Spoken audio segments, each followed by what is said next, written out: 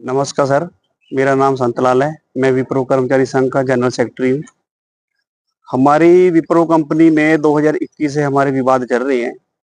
पहले कंपनी ने हमारी मैनेजमेंट ने 2021 में इन्होंने हमारे को जबरन ट्रांसफर करने की बात करी थी। तो 24 अप्रैल से हमारी पहले इनके साथ कॉन्फ्रेंस हुई 2-3 दिन।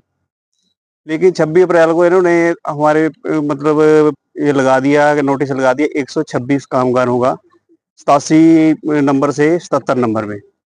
जब हमने उसका विरोध किया तो इन्होंने कहा भी जो हम करेंगे वही आपको मंजूर होगा, क्योंकि हमारे ये प्लांट नहीं चलाना है, 77 नंबर चलाना है।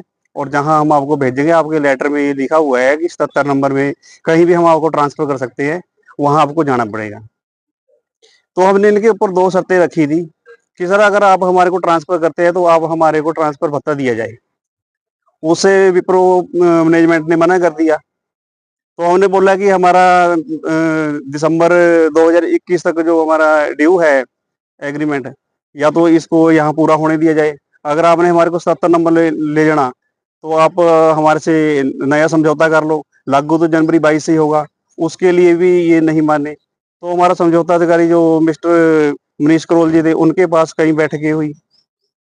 वहां पे कभी इन्होंने कभी भी वहां पे कोई शर्त नहीं मानी। तो इसलिए हमारे को मजबूरन लेबर कोर्ट में शिमला जाना पड़ा।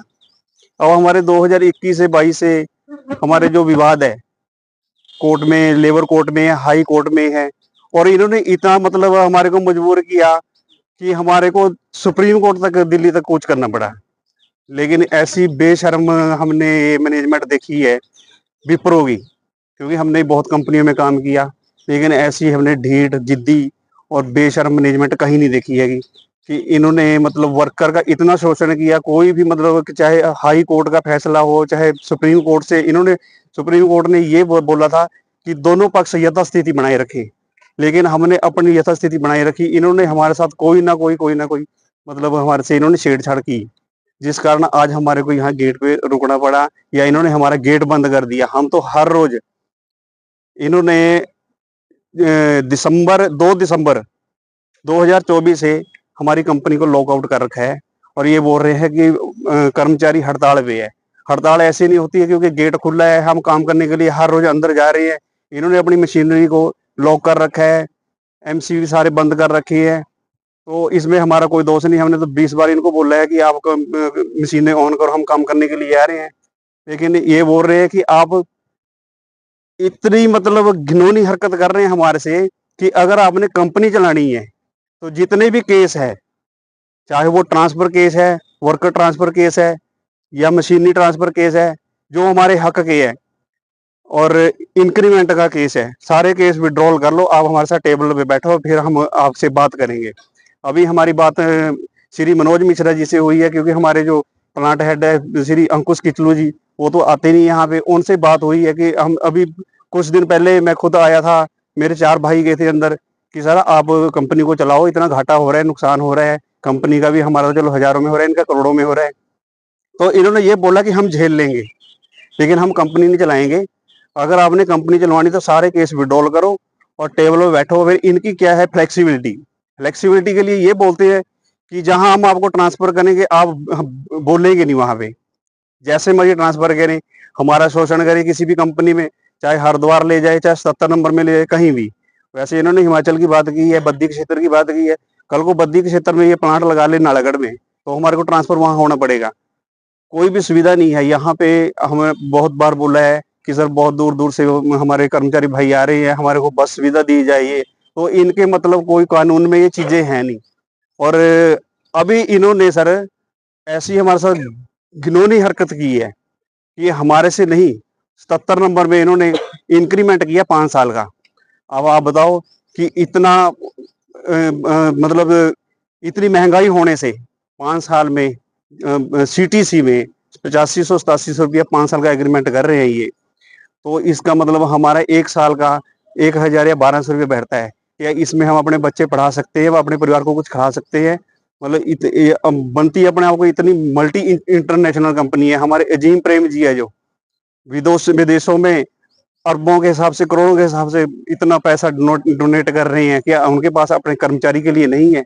मैं सर इतना ही कहना चाहता हूँ कि अगर आप आज इन्होंने गेट बंद किया तो इन्होंने अपनी सुविधा के लिए किया, क्योंकि हमारे को इन्होंने इतना कि हाँ वर्कर भूखा मरे, 6 महीने से हम बिना कुछ कहीं कमाए यहाँ पे हर रोज अपने अटेंडेंस दे रहे हैं, और इनसे हम मतलब हर चीज की बात कर रहे हैं कि सर आप चलाओ, आप क्या देखना चाहते हैं। इन्होंने हमारे श्री मनोज मिश्रा जी ने इतना भी बोल दिया कि हमारे कामगार इस स्थिति में आ गए कि जो डस्टबिन में कैंटीन में बचा खाना है उसके लिए खाने के लिए मजबूर हो गए। क्या हम इतने इतने घरों से घिरे हुए हैं कि ऐसी हर घिनौनी हरकतें, ऐसी ऐसी भद्दे मजाक कर रहे हैं या भद्दे अपशब्द बोल रहे हैं हमारे लिए?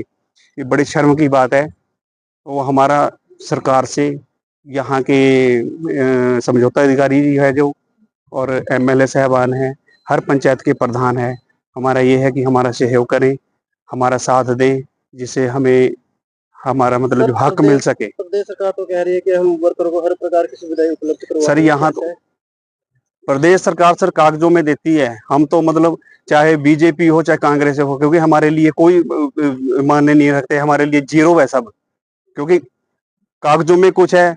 जितनी भी सरकारें हैं ये बड़े बड़े इनके शाहूकारों की ये है, कामगार की कहीं भी सुनाई नहीं है।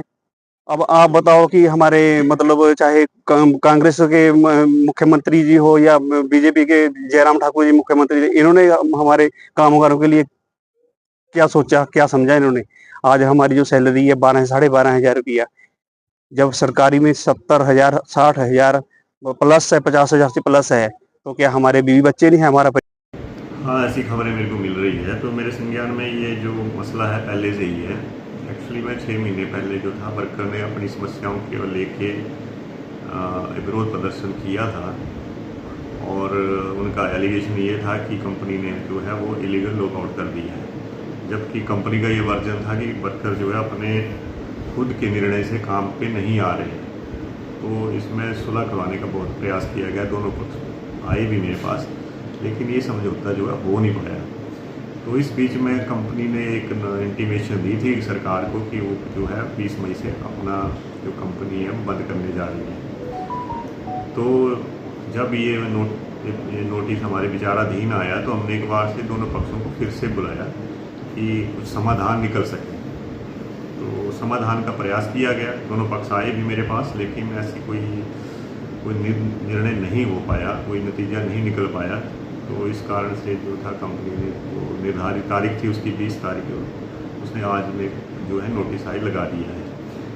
तो ठीक है, इसमें जैसे वर्कर अपनी जो भी रिप्रेजेंटेशन देंगे, डिमांड नोटिस देंगे, तो उसमें जो भी कानून के अनुसार कार्यवाही होगी वो करेंगे, और जो भी समाधान होगा वो दिया जाएगा।